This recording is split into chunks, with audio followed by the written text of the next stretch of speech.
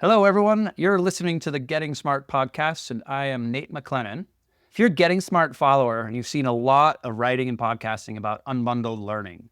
And so we know that we learn everywhere. Every time a human is out in the world, they're learning something. They're learning all the time, many different places, in many different ways. And they're learning in these great expanded learning ecosystems that are outside of what we typically think of as schools. And so unbundled learning allows for really permeable walls of a school or the learning organization. And in addition to that, that learning to count towards credentialing or certificates or degrees or diplomas. Problem is that we have limiting structures of legacy systems. And so Carnegie credit and seat time and course requirements and transportation, all these things get in the way of allowing learners to access these expanded learning ecosystems through unbundled learning. The good news is, the world is changing to enable this unbundling. Number one is that the demand is that most students want real world learning. When we ask students through surveys, most of them want to be out doing something that's relevant and helpful for their futures. Problem is that most students don't have access to these experiences. Second thing that's happening is that employers are not seeing new employees, whether they're graduating from high school or graduating from a college degree, they're not seeing the technical and or the durable skills that they need. So we have both these things working in concert. Students want more experiences that are unbundled. Employers need them to develop the skills that they would develop during these unbundled experiences. And so what's happened is that across the landscape, we're seeing an increased focus on things like work-based learning, real-world learning through internships, apprenticeships, service, entrepreneurship, client-connected projects, and many other types of experiences that get students out into the real world and preparing for their future. And when relevance increases and when engagement increases, we see an increased probability for successful employment and also increased academic outcomes. So the bottom line for us, and the reason we're thinking a lot about unbundling, is that when we provide more opportunities for real-world career-connected learning and the associated credentials they may earn through these unbundled processes, this will increase a young person's chance for success and develop a strong talent pipeline for employers. So both of these things are achieved. So this pod is the first of 3 different pods where we're diving into states who have really pulled out all the stops to make this vision of every learner reaching a family-sustaining wage and every employer having a highly skilled workforce a reality. So today, we're starting off with Colorado, who's really leading in this space. And I'm really lucky to be joined by an amazing group from Colorado. Amy Anderson, who's the executive director of Reschool Colorado. Melissa Dominguez, principal for Jeffco Open School. And Shannon Nicholas, Senior VP of Policy and Advocacy for Colorado Succeeds. So each of these different organizations are working on unbundling in different ways. So I'm excited to have you all on today. So welcome. Thanks, Nate. Good to be here. All right. So we're going to start with my favorite question. And this has to be a Twitter version because we have 3 of you on, so we have to cover a lot of ground today. So Twitter version is, what was the most impactful learning experience in K-12 but happened outside of the school environment? So this is your unbundled opportunity when you were a learner. And by most impactful, high engagement and high learning. You're working in a K-12 school right now. You see students every single day. Remember your own experience. Any memories? My most impactful learning experience in K-12, I think, was I had the opportunity to be part of a youth group called B'nai B'rith, which is a Jewish youth group. And the reason it was so impactful for me was because I grew up in a suburb of Chicago that was not where a lot of Jewish people lived. And I went to a school system where it was predominantly Protestant Catholic. And I was different. I was an other person in the mix of somebody who was Jewish. And I didn't always feel a sense of belonging in my school because of that. And I had the chance to get plugged into this youth group where I was able to become a leader. I became a leader of our chapter, which meant that we could travel and that gained self-confidence and independence.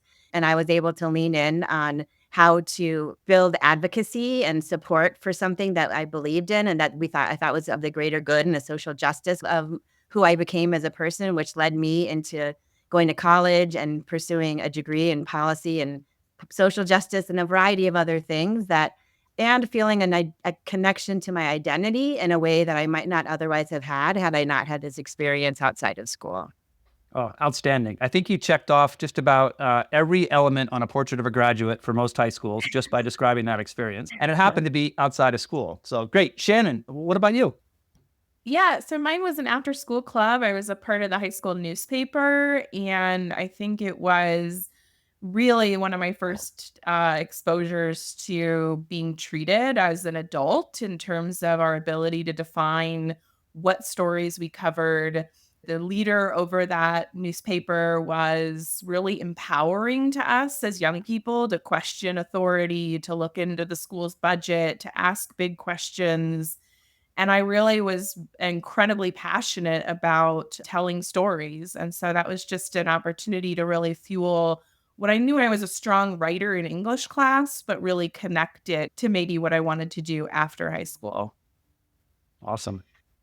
All right, Melissa. My mother didn't send me to kindergarten in a building. She had a neighbor in 1970, that was a really long time ago, who was going to homeschool her kids that year and decided she would take me on. We called our school the Batman School, and Joan taught me how to read by allowing me to write my own stories about my dog. So I told stories about my JoJo stories. And it really was quite impactful to my sort of idea about what school was and what was possible, even as just a very young person.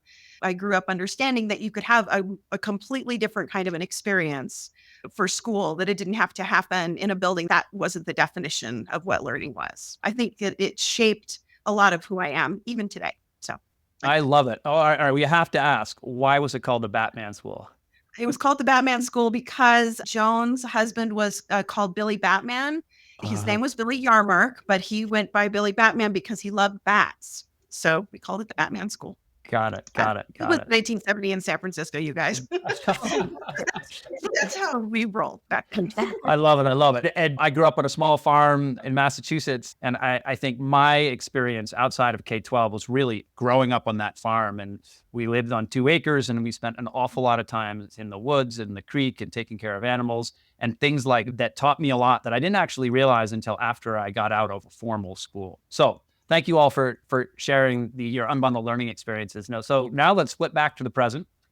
And all of you are working in organizations, 3 different organizations that are trying to solve and work towards a particular goal or solve a particular challenge. And so in just a couple sentences, what is your organization and what are the challenges you're trying to solve? Amy, I'm going to start with you on this one, and then we'll go to Shannon and then Melissa. So my organization is Reschool. We are based in Colorado.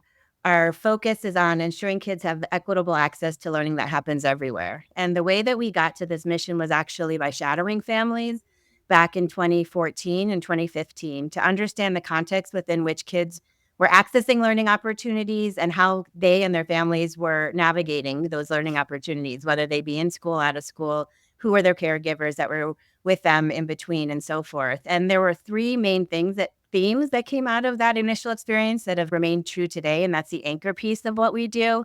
One is that kids spend 80% of their waking hours outside of school and 20% inside of school. And that the communities within which we were partnering did not have the same access to some of the experiences happening outside of school. Now, they had a rich array of experiences that they were accessing as a family within their community that were very meaningful. But when it came to things like learning how to swim or needing a tutor or some adaptive devices if they were having issues with dyslexia or so forth, that kind of a situation was out of reach for them. And so we have worked with people to raise money to fund those experiences. That's called learning dollars. So if families need access to resources to access opportunities, they have them through our funds. 2, if they need support navigating the system, which was another thing that came up, we have learner advocates that either have been employed by our team or out in the community that can support people to access and navigate opportunities and system barriers. And then the third thing we've done is just try to illuminate, what does this learning ecosystem look like? Who are the providers? Where are the ways that people can access information? And how do we make that more accessible to more people? Awesome.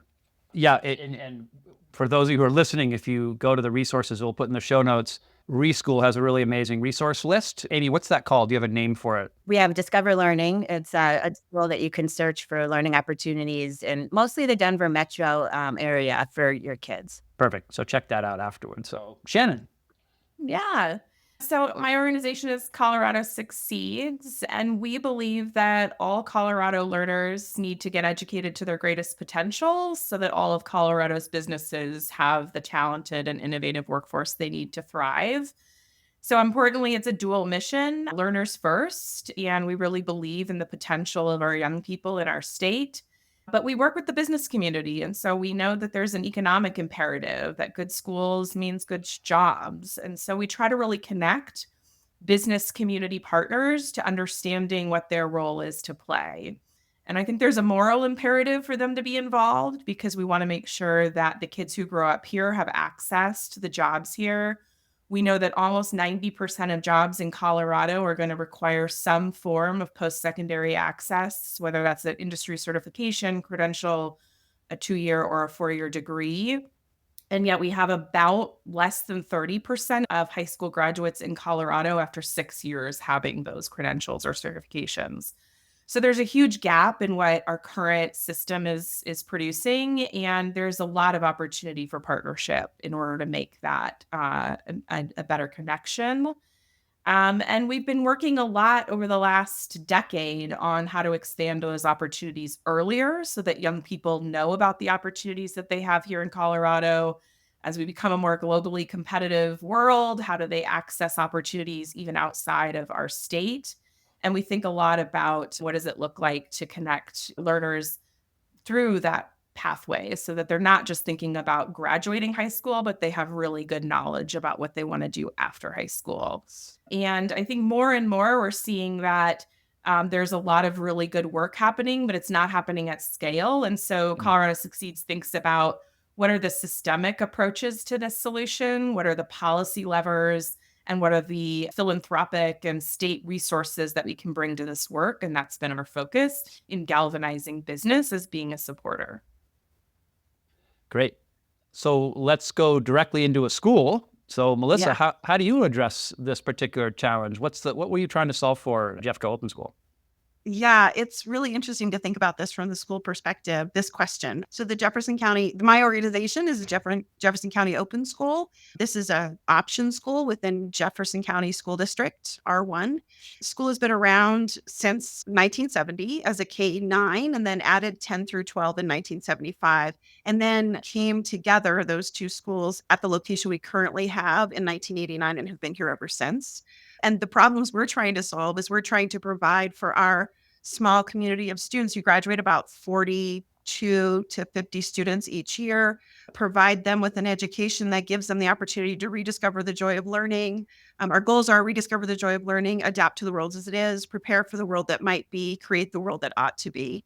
So these are the goals that we're trying to make real for our kids. And it's interesting to think about unbundled learning, which is this idea that students can have access to not just the school building, but all kinds of other resources. And I think in a microcosm, we try to do that for our kids, like create the opportunity for them to participate in all kinds of different experiences, but coming from this place of the school.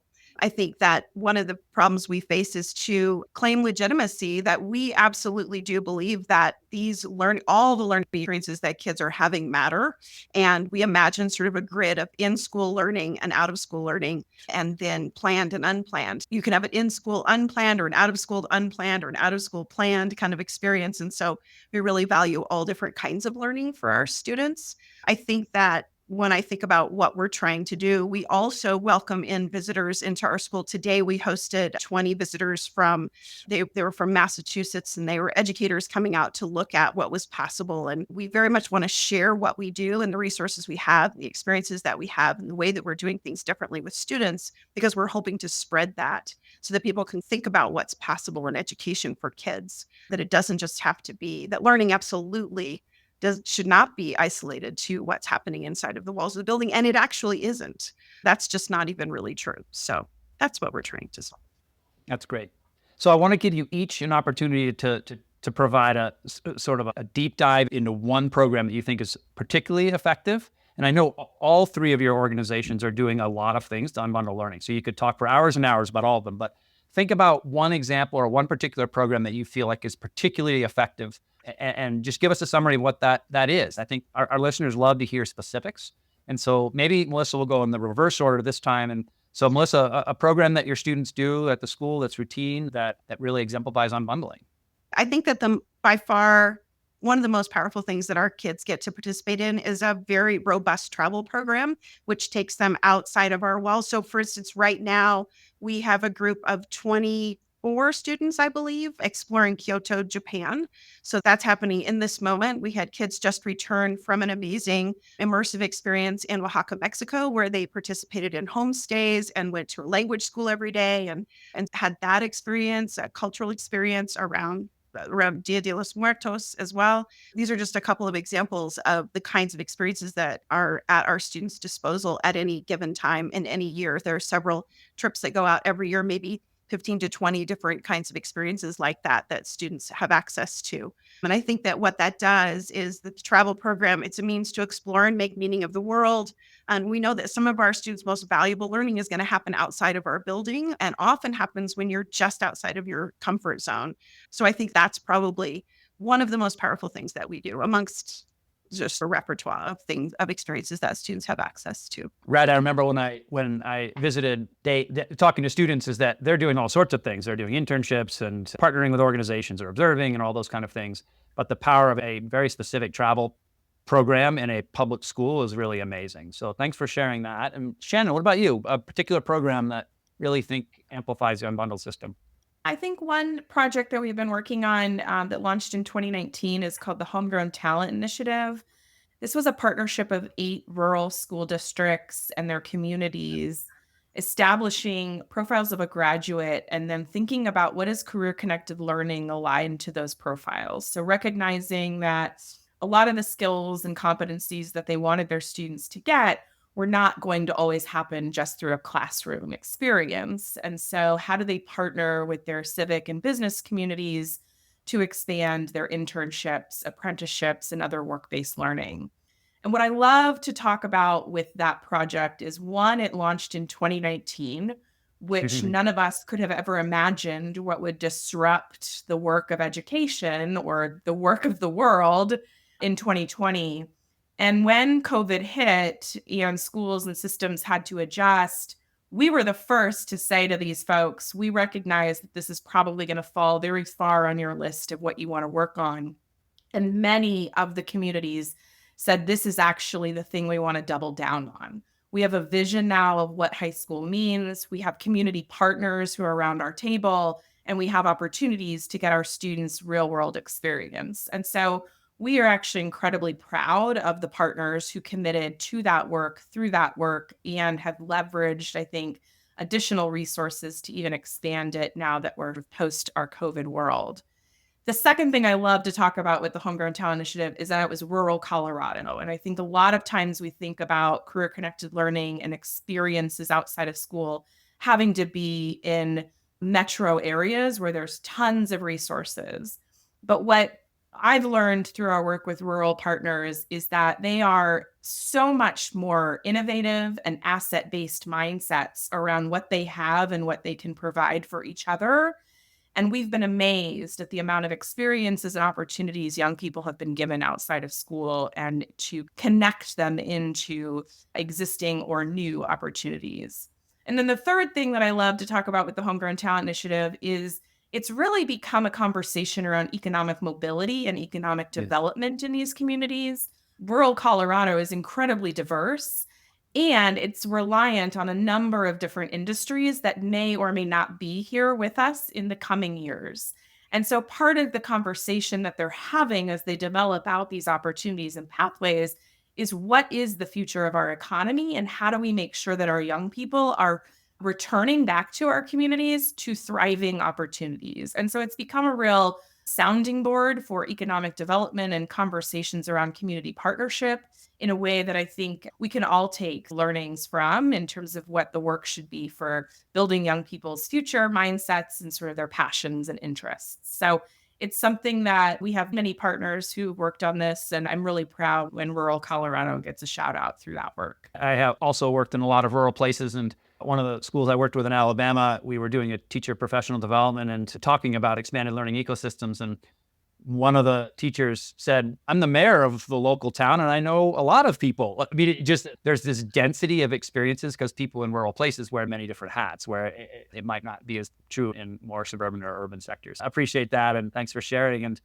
Okay, so 2 different examples so far. Amy, what about you at Reschool? So I'm going to talk a little bit more about the process by which we work that I want to highlight. We actually don't refer to the work around as unbundling. We actually talk about it more as unbundling, in the sense that what we've learned from families is most families still are interested in having a home base, which is typically their school. And that is their starting point. That's where they're anchoring a lot of important learning experiences and community around that space.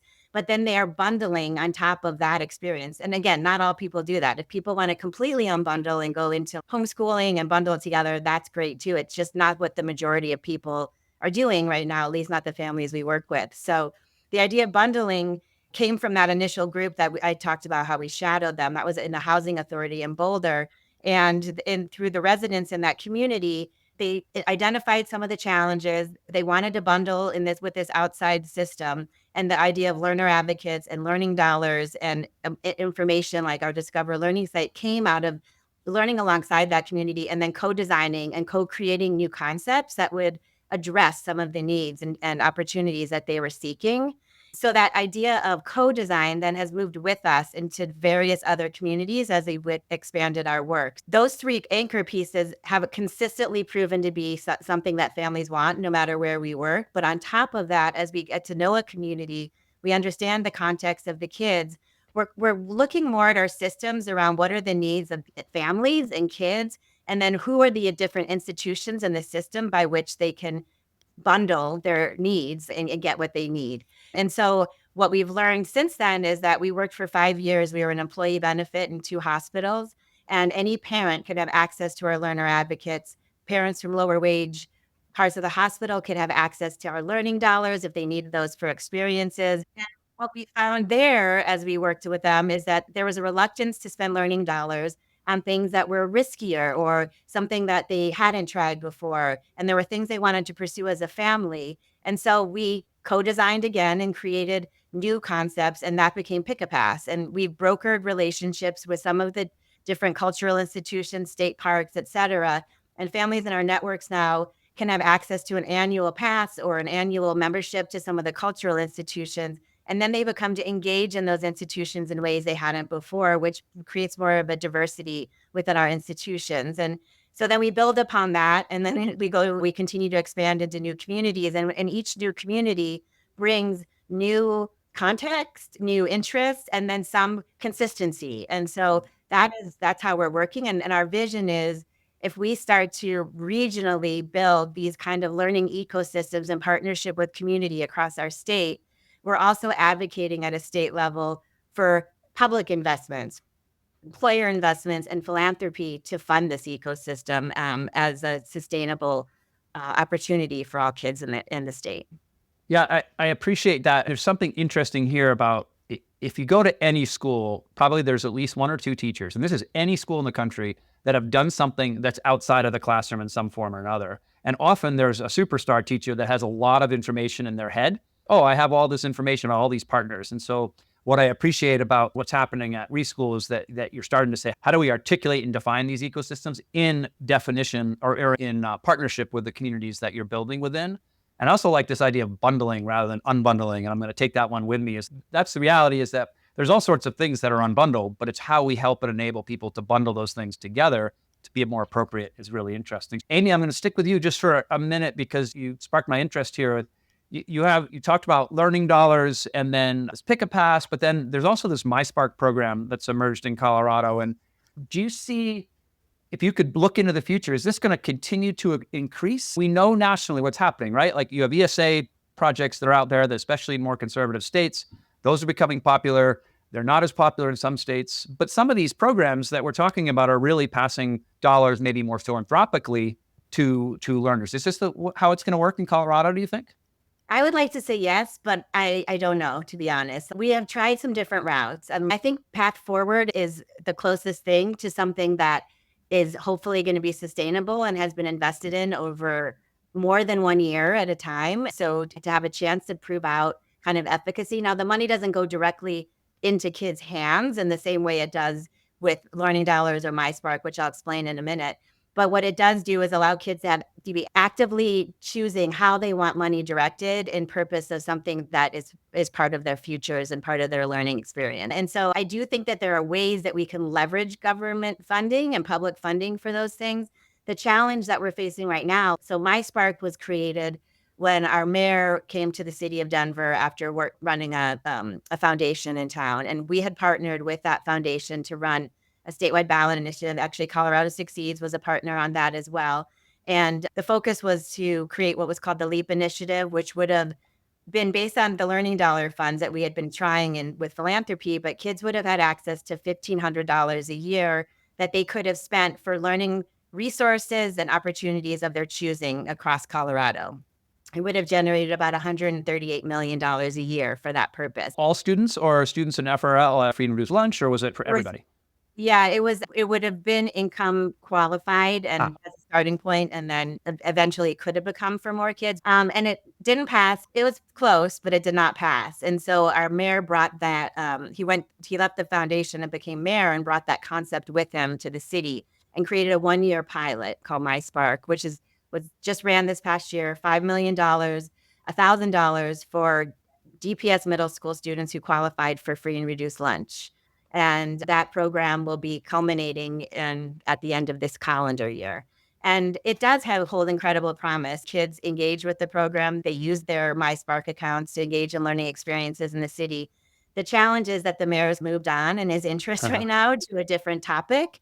And so that's the problem with some of these things, is they become vulnerable to political whims, much like ESAs. Like one side passes them, but then if another side comes in and they don't agree, it becomes volatile. And so that's where I believe like strategies like Succeeds pursued by creating Path Forward, which had to go through the legislature and an entire process and created a pathway, or programs where there's a multitude of cross-sector partnerships that are investing in it, make it less vulnerable, I think, to political whims and make it something that I hope can be more sustainable. Because we've seen the benefits. We've seen what it opens up for kids. We've seen the opportunities that having one or two experiences that you might not otherwise have can lead to building your social capital, new opportunities in the community, new interests and goals that you want to pursue, or learning how to read when you've been challenged on how to read, and that allows you to engage in school better down the road. So there's so many stories we could tell of the benefits, but when it comes down to it, our systems still are designed around schools and institutions, and that's where the money primarily goes. And these other things outside of that, people haven't quite caught up yet. Yeah. Okay, so that's a really good segue then. So Shannon, the Path Forward program, help us understand a little bit more. If the My Spark program is philanthropic or donated dollars going into support students in out-of-school opportunities, but I think, Amy, you were saying that Path Forward is a little bit more integrated, but students get to direct that money a little bit, maybe? Shannon, can you explain a little bit how that works? Yeah, so this is a piece of legislation we worked on a few years ago. And basically what we recognized is there was a cohort of 11th and 12th graders who were trying to graduate high school early, who were ready to get to that next step, but were staying in the system because that's where they could get money to go to the courses, whether that's concurrent enrollment or maybe into a workforce program. And so we decided to try to incentivize some early high school graduation by saying to the districts, we would still give you a percentage of the per pupil revenue of your early high school graduate. But instead of all of it, we want to hand a chunk of that money to the student to decide what they want to do in that senior year, what would be their senior year of high school, recognizing that there's limitations in what that high school may be able to offer that young person. And they may be ready to go on that next path and want to take courses or start a program that's not necessarily offered by their whole high school. So we partnered with the legislature on that bill. It's a 4-year pilot.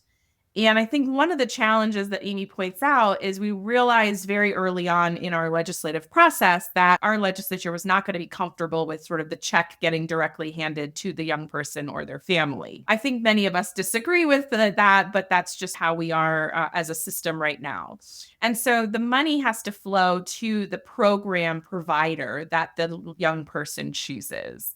And the gap in that is oftentimes some of the things that a young person needs to help them get to that next step are not just books or coursework or a learning experience, but the things around them, like transportation, childcare, Yeah. other kinds of mechanisms for them to get that time and capacity to pay attention to the next step. So we worked a lot with Reschool on the learning dollars concept to be able to bring some of those resources to these young people. The second challenge is when you're faced within the system of the system telling you what your next path is. We found that a lot of young people didn't really know what the opportunities might be available to them. They were being told a lot about community college and a lot about the four-year university down the road, but they didn't really understand what are some of the workforce opportunities, what are some of the credentials that I could get access to. Maybe I should have tried an apprenticeship or a work-based learning experience. And so we saw most students go into a pretty traditional 2 or a 4-year pathway. That said, these were all low income students who these last mile dollars were incredibly helpful for them to getting that jump start, to having opportunity for them to leave high school early. And I think we are learning a lot about some of that navigation that needs to happen earlier for families and students to recognize the plethora of opportunities that might exist for them. So the pilot, this is in our final year right now. And again, it's state money. So it's being run out of our Department of Higher Education, but we're learning alongside them in terms of reflections that they have and maybe possibilities for inclusion or expansion into some of the other pathway work going on in Colorado. Really interesting. Amy and Shannon just described programs that are out there available. Melissa, I want to combine two questions here. One is, are you taking advantage of any of the program, whether they described or not, what are the that are out there in the ecosystem in Colorado at Open School? And I guess the second part of that question is what are the challenges? You all are doing things pretty different at Open School compared to most schools that you would walk into in Colorado. So what are the barriers to getting students out into the world and doing the expanded ecosystem work? Yeah, it's really interesting to hear about these programs that I didn't really know much about. There's just so much work that goes into running a school and being part of a school. And sometimes you can get, I think, especially here, you can be inside your own building or in this community and forget that there are resources. And then the world keeps moving on and people are coming up with great ideas. We try to connect kids with whatever programs we can that will support them with their plans for after school or right now. I think that one of the things that is hard is connecting kids to specific internship opportunities or job shadows, that sort of thing. That takes a lot of individual legwork on the part of some adults and some kids. And there are some programs that we could get connected to, but I don't know that we are able to really solidify and complete those connections so that we have a reliable way all the time to try and connect kids to those things in real time. So what ends up happening is we've got our small community and we're using our same connections within the community to try and connect kids to opportunities. I think it would be really great if there was some sort of clearinghouse that we could be involved in where people who wanted to offer up those opportunities could be vetted by someone who isn't just us or the school district even.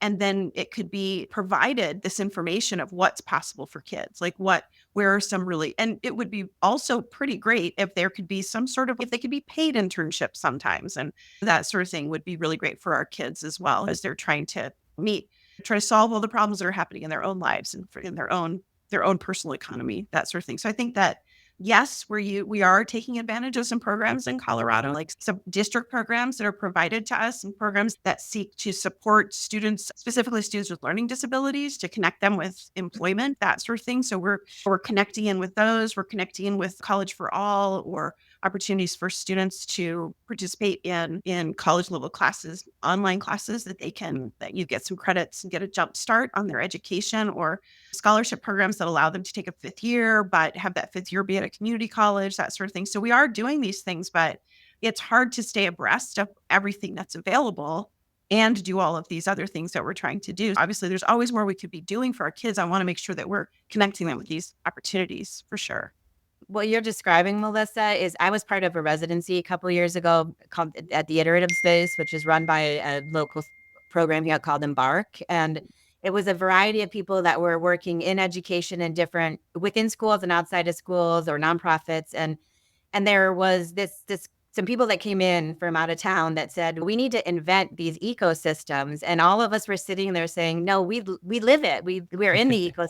And they said, how do people know about it? How do they see it? And so we embarked in another local organization called Moonshot came together, and we've spent the last year putting out surveys and interviewing people across the community who are providing learning experiences for kids in this out of system space, because we knew a lot about schools and what was in the schools, but not the things that sit adjacent to schools. And so we're going to be releasing in early 25 a new site called the Denver Learning Ecosystem site that we've created. And it's not geared towards families in the way Discover Learning is, but it's geared towards schools and funders Mm. and system leaders and providers that operate in this out of school system to take a look at geographically, where are all of these different organizations and how does that intersect with census tract data around income, race, ethnicity? What are the program focus areas that these organizations provide or the services they provide, and how do those group based on geography? So it's a way to visualize the ecosystem, and then we will continue to populate it the more places that we work. So right now it's mostly Denver. It's some outside of Denver, but we're in Adams County and Jeffco now too. So we're starting to populate it there. So we're hoping that becomes a resource as well as a community that we can start to more purposefully bring together. Yeah, it's really interesting there. I hear this over and over again when we talk to people across the country, is that especially if you're in school, it's what are all the opportunities and how can I connect to them? And there are intermediaries like Colorado Succeeds and Reschool that are doing a ton of work in this area, either on the policy side or on the action side or the community side or both. And connecting these pieces together, I think one of the powerful parts about even this podcast is saying, all right, there are different players out there. And Amy and Shannon, you all have worked together. But now you have another partner with Melissa and Open School saying, all right, where could Open School students be impacted by some of the things that are being worked on Amy and Shannon's org?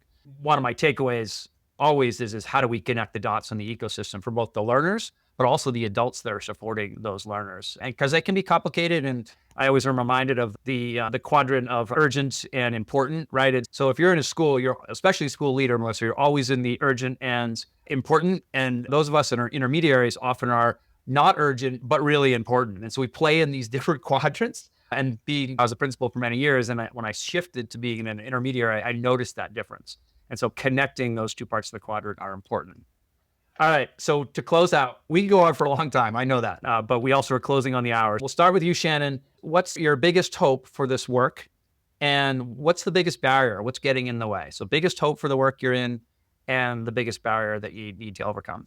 I'll start with hope. I think that technology and the pace of change is empowering learners in a way that the system is going to have to catch up with. And so I believe in the power of our young people to continue to define what they want to learn as the priority. And it's only a matter of how quickly our schools and our systems can decide that we will acknowledge that, validate that, and give kids credit for it. And so I think there's, again, this like breaking down the Carnegie unit and breaking down where learning happens is so incredibly powerful when you think about the tools and the opportunities that young people have right in front of them. And so to not be afraid of them, but to figure out how to learn with and alongside of young people is really, I think, an incredible moment in time that we're at. And I applaud the educators and the partners that are doing that right now.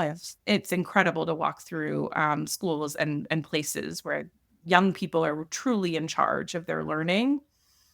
The challenge of that, though, is there is embedded infrastructure and systems that are really hard to move. And I think many of us thought COVID might be that breaking open moment. And, I'm shocked to still walk into high schools every single day that look exactly like the high school I went to 20 years ago, taught in 20 years ago.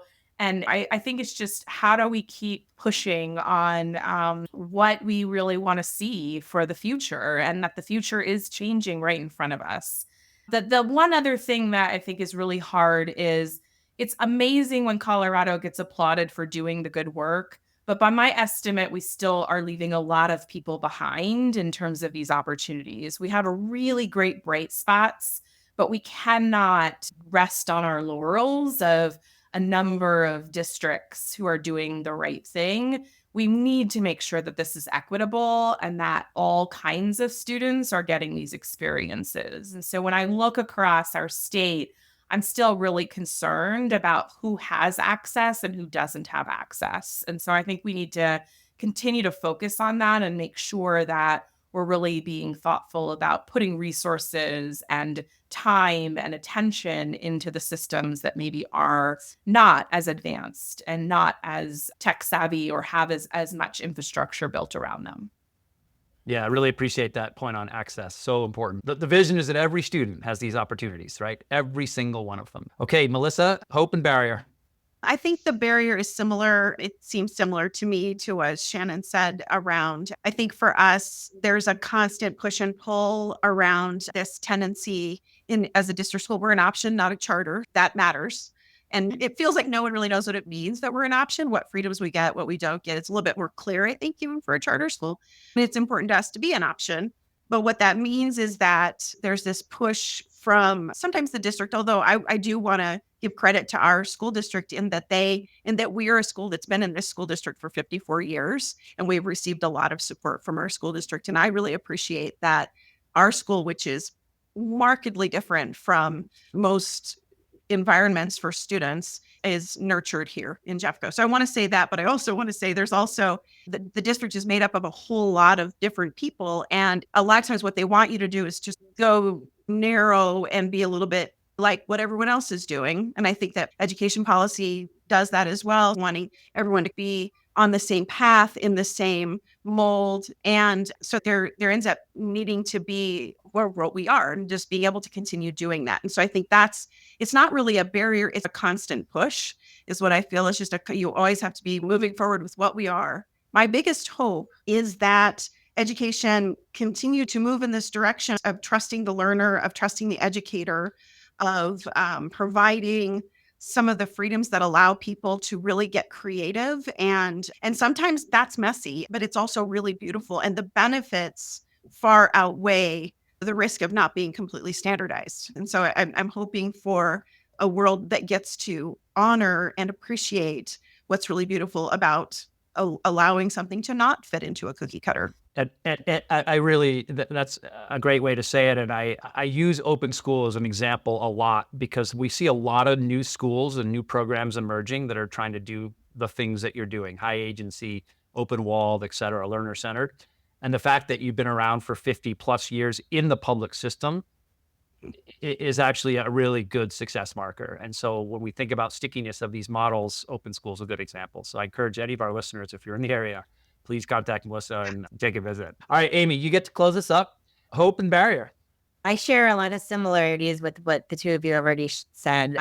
Building upon that investment in something that has been around for 50 years is incredible. That I feel like my hope would be that as more people across the country are talking about more equitable and expansive learning ecosystems, that one, we co-design those in partnership with communities, not create them in a vacuum for communities. And in order for something to be able to sustain itself, like your program has done for 50 years, there needs to be sustained investment and commitment to those ideas and not just try it for a year and then move on to the next thing. So my hope is that we design with communities and that we also really are open-minded to this idea that learning happens everywhere, and we have to really think differently about what that really means, and not always anchor it to what feels like a school model, even though schools are an incredible and important part of the overall ecosystem.